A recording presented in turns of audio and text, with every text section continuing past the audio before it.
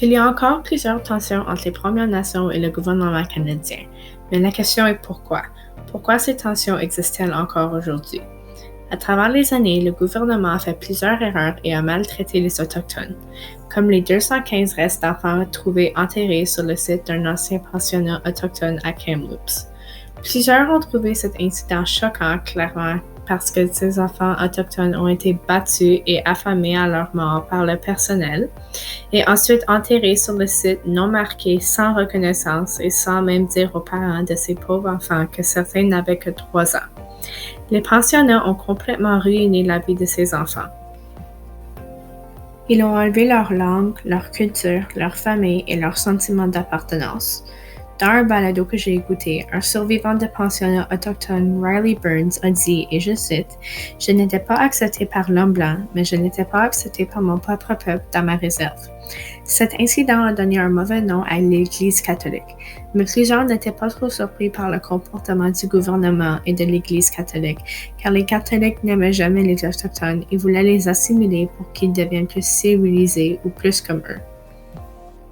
Cette perte impensable n'a même pas été documentée au pensionnat, qui démontre un gros manque de respect et de reconnaissance. Les survivants ont partagé leur expérience du passé et leur mémoire après d'être silencieux pendant tellement d'années. La couronne britannique a aussi de la confiance pour reconstruire avec les Premières Nations après avoir pris avantage d'eux et brisé plusieurs promesses. Les Autochtones ne comprenaient pas toujours bien les traités, donc ils perdaient beaucoup de terres et les Britanniques prenaient avantage de cela. La couronne britannique a promis des biens comme l'éducation, l'argent et des ressources aux Autochtones en échange pour signer les traités, mais ils n'ont pas gardé leurs promesses. Ils ont volé leurs terres et ont installé des colons sur ces terres qui ne leur appartenaient même pas sans la permission des Autochtones. Les Autochtones souffraient beaucoup en conséquence de ces traités et le gouvernement fédéral. Pendant que les Britanniques prenaient charge de leurs terres, les Autochtones sont forcés de rester dans des réserves où ils ne sont plus libres de leur propre mouvement.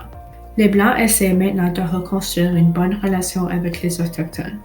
Par exemple, le gouvernement canadien finance une campagne de sensibilisation créée par Historic Canada dans l'esprit de réconciliation qui inclut une série de balados-diffusions, une série de vidéos, un guide pédagogique et plusieurs nouveaux articles dans l'Encyclopédie canadienne sur l'histoire et l'héritage des pensionnats.